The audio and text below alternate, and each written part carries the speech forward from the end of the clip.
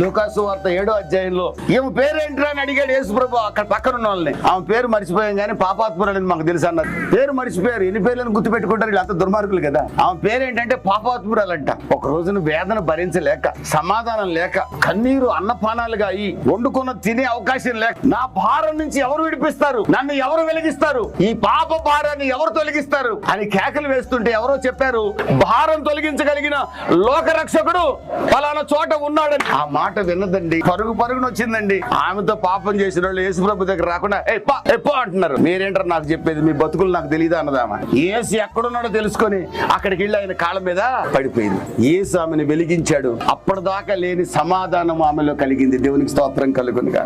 ఆ రోజు నుంచి ఆమె ఏం చెప్తుందో తెలుసా, యేసు సమాధానకర్త అని చెప్పుకుంటూ సంతోషంగా తన ఇంటికి వెళ్ళింది. యేసు వెలిగిస్తే మీరు సమాధానంగా బతుకుతారు, సంతోషం మీ ముఖంలో కనబడుతుంది. లూకాసు